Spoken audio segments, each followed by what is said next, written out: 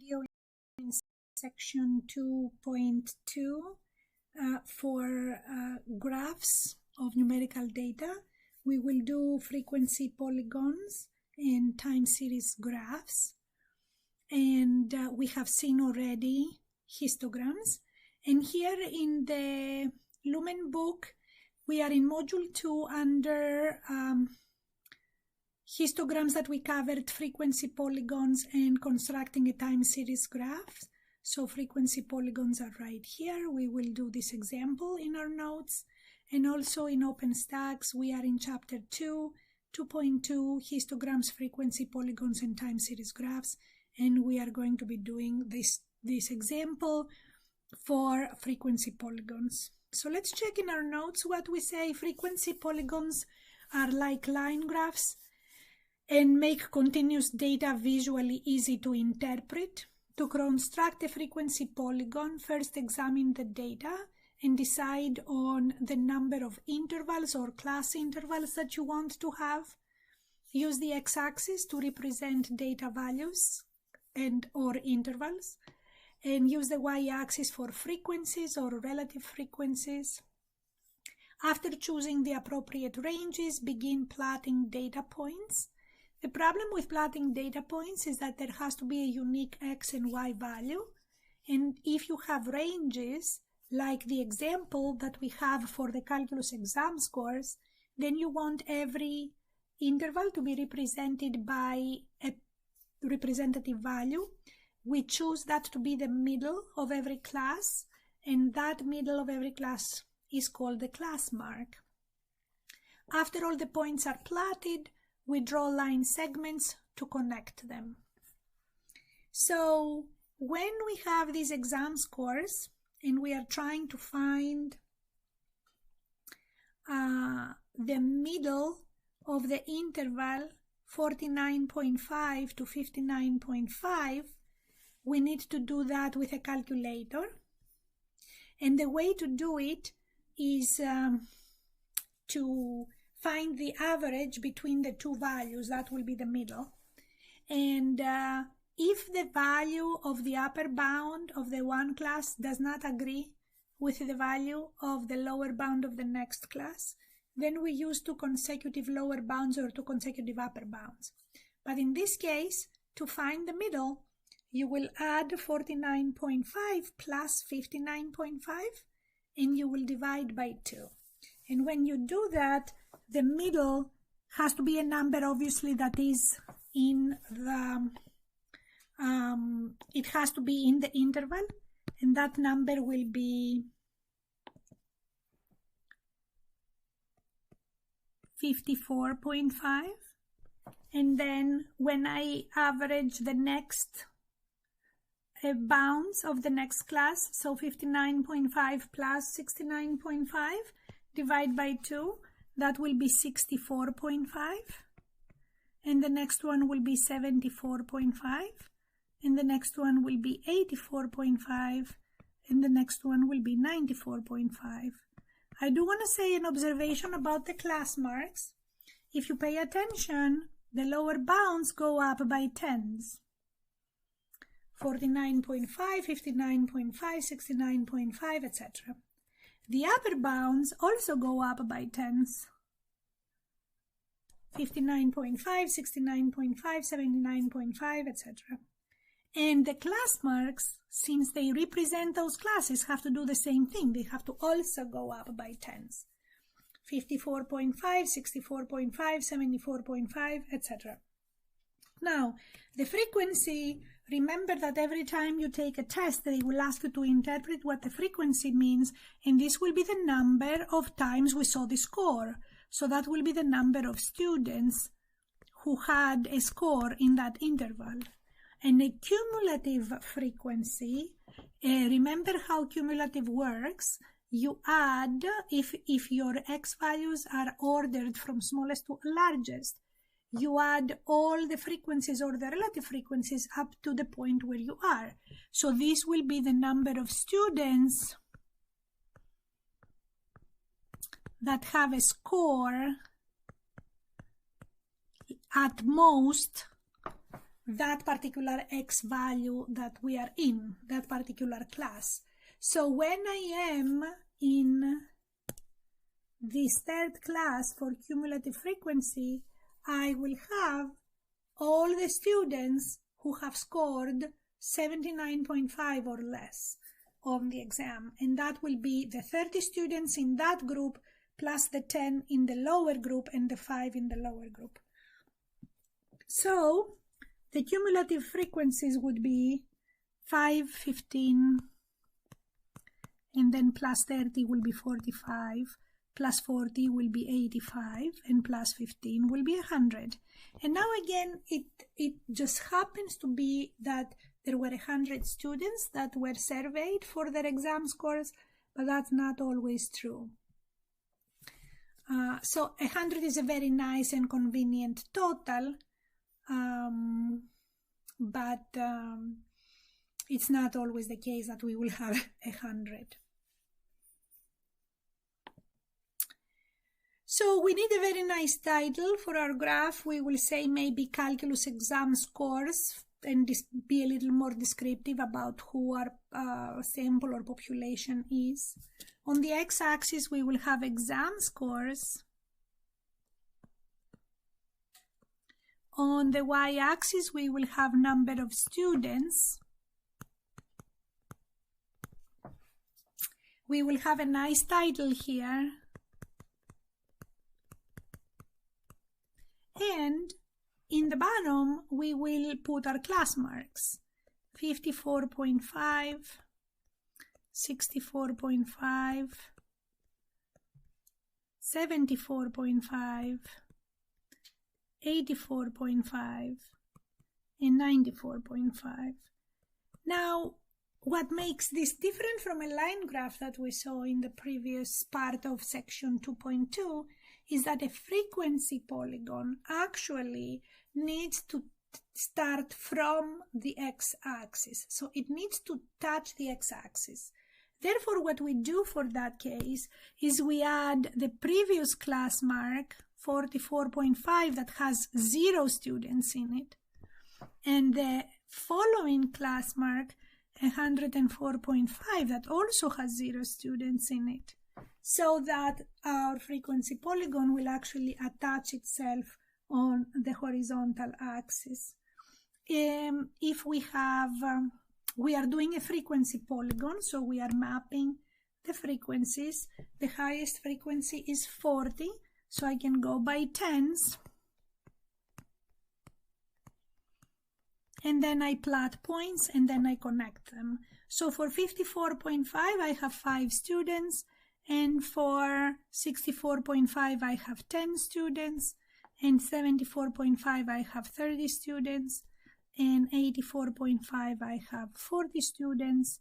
And 94.5, I have 15 students.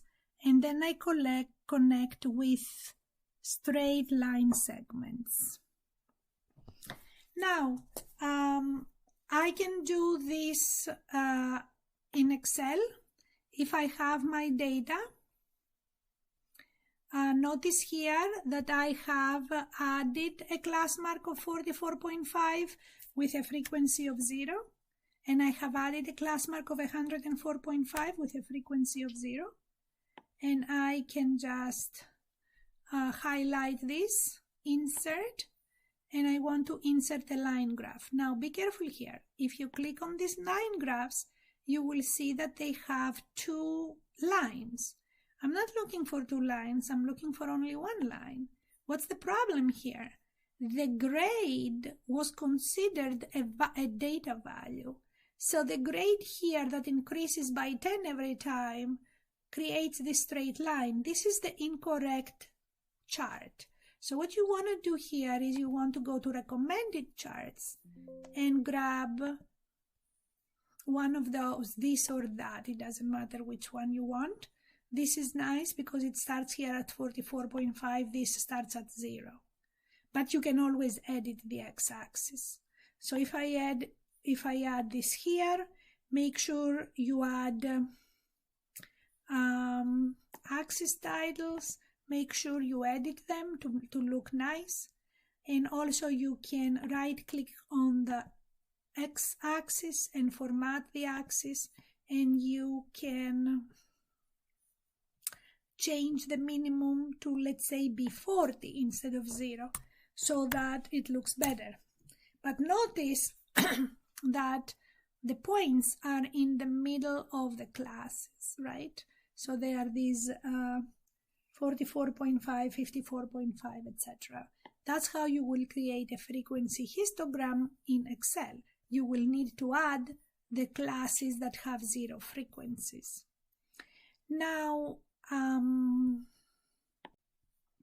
why do I want the frequency polygon to actually touch the x-axis?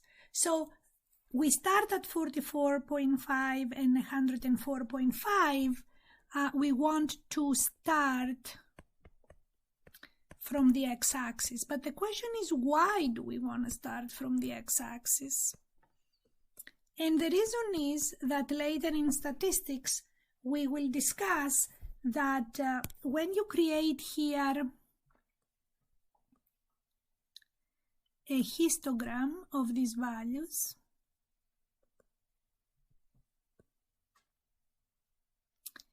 the area of these bars will be used in statistics to do numerical manipulation, analysis, and investigation of the data. And the problem with the frequency polygon is that in some places it has a part of the rectangle here that is outside of the polygon, and then it has a part that is inside the frequency polygon, but it is outside of the actual bars. So when you are using a frequency polygon to do your math, then you have pieces of the bars of the histogram that are not in the polygon and you would like to have, and then you have also pieces of the histogram that are in the polygon but are not in the histogram. So the blue area is a part of the bar of the histogram that is not in the polygon but is part of the histogram, and the green area is a part of the frequency polygon, you know, under the curve of the frequency polygon that is not part of the histogram. So the process here is the following. This piece of green area that is outside of the histogram but in the frequency polygon actually is identical to this one, if these are straight lines. So the part that we miss this, but we gain it here. And the problem is that when you are at the ends and you don't have the attachment segments to the x-axis, then you are missing the corners of those bars from the histogram. So you are missing these pieces, this one and this one on the right, and let me redo this, and this one on the left. And to fix that problem, you want your histogram to attach to the x-axis so that these pieces that you missed now appear under the frequency polygon and you don't lose them. That is why you need to attach your line graph to the x-axis to make it a frequency polygon. You want all the area of the bars to actually be underneath a line graph, and that line graph will be your frequency polygon. So we want to start from the x-axis to balance the area of the bars we lose. That's why we do that. Now, another useful way for frequency polygons is to overlay them. So, for example, here we want to compare the student's final exam grade with the student's course grade. And again, we have the same class marks, 54.5, 64.5, 74.5, etc. And we will do a line graph. Here we will actually do two line graphs and we will compare them. And let's see if our books have the overlaying line graphs. Here they are. So one of the curves is the exam grade and the other is the final grade of the course. So the title is nice title. The frequency here, make sure you say number of students. The grades here indicate that the x-axis has grades, and the title tells us that we are talking about final test grade versus final grade. So that's how the overlaid polygons will look like. How do we do that in Excel? In Excel, let me delete this. We will now highlight all three columns, the grade class mark, which is the representative grade, the final exam grade, and the final course grade, and we will insert a graph. And again, if you try to insert one of the default graphs, you will end up with a graph that is incorrect, because the line at the top here is the grade class mark, and you don't want the grade class mark to be graphed. You only want to overlay the two polygons. So this is the wrong graph. Don't select that. How are you going to find the good graph? You will insert one of the recommended charts and you're going to try to pick the one that you want. And here is your graph that you want. It's a line graph that is overlaid. And again, add titles for axis and for the chart. Make sure you name them well. Always there has to be a legend that will describe what the two lines demonstrate, so that someone who reads it can see what the lines look like. For accessibility purposes, maybe colors are not the best ones, so different line formats would be good to have, like dotted lines or solid lines and things like that.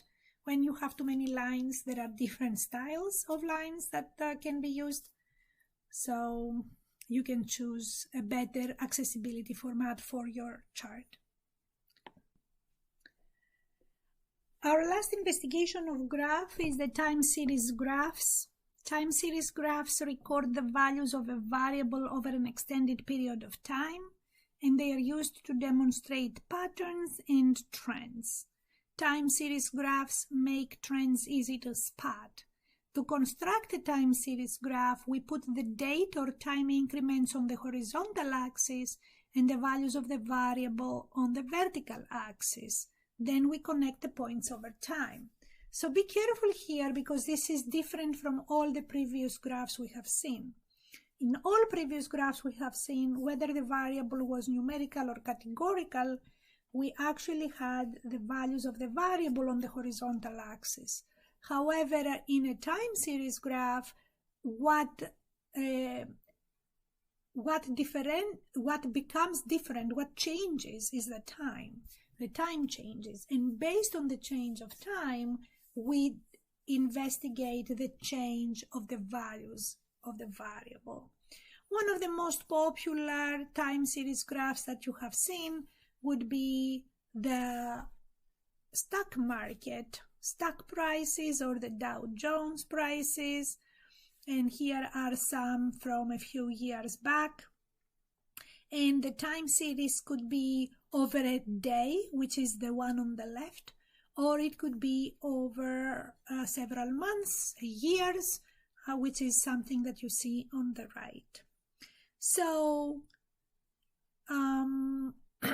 if you pay attention, every line graph also is accompanied by a bar graph in the bottom of volume of trading. the bar graph in the bottom, that is the volume, has to be a bar graph because the trading amounts are separate from each other. They don't connect in some way, whereas the price or the value of the stock actually over time changes, and the time series graph demonstrates the change and what happened during the day. So there are some reasons why different graphs are depicted here. You can see here with the Dow Jones graph, we have a very sharp increase in trade volume towards the end of the stock market, whereas during the day nothing much was happening, but towards the end everybody was selling. So in the rare case where we have manageable data sets, we can attempt to sketch by hand. Usually time series graphs lend themselves to the use of technology. The following table is a portion of a data set from the World Bank, and it shows the carbon dioxide emissions in Ukraine, the UK, and the US. So if we wanted, for example, to do a time series graph on the emissions in the USA, we would have a good title. We would put the time on the horizontal axis, and on the vertical axis the value of the variable, so CO2 emissions in whatever units is they are represented. Now there is a little problem here, and you will see that in Excel very often. The values of the variable are for UK, for the US, are between 5.3 million and 5.86 million. So if you have here 0 and then you do 1 million, 2 million, 3 million, 4 million, 5 million, and up here 6 million, all your points will end up being in this area, and you won't be able to see the difference. So it is customary that when we do timeline graphs, time series graphs, the bottom of our graph is not 0. So you see here that every horizontal line in the Dow Jones is approximately 500. So I would expect here this level of Dow Jones value to be 31,200 minus 500. It's the same thing with this stock price here. This number is not 0. So when we want to show trends, and depending on how dramatic we want to be when we show the trends, I can actually leave this here. We don't put a 0 in the bottom of our vertical axis. So in this case, since the emissions have values above 5 million, maybe we want to put 5.0 and let's say in millions, right? In the bottom of our axis, and then maybe go by 2s. So 5.2, 5.4, 5.6, 5.8, and that will be 6.0. And then we will be able to see the variation much more easily. So 5.861 in 2003, 5.790 in 2004, 826 in 2005, 737 in 2006, 5.828 in 2007, 656 in 2008, and 5.299 in 2009, so that when we connect them,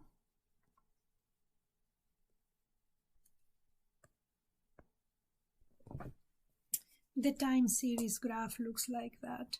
So when I am in Excel again, I'm going to highlight the titles and the emissions, and then I will insert, and again I will not insert this graph because this graph will not show me what I'm looking for.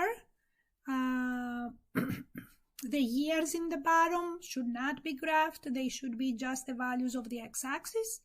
Therefore, I'm going to go in the recommended charts and try to insert one of those charts. Make sure you add titles. You make everything that you want to look good, axis titles especially, and notice here again that Excel chooses 5,200,000 to be the minimum, so that you can see this drop even more drastically. Let's review the glossary for this section for 2.2. We talked about the class mark, the frequency polygon, the frequency table, a histogram, interval, midpoint, paired data set, relative frequency, and time series graphs.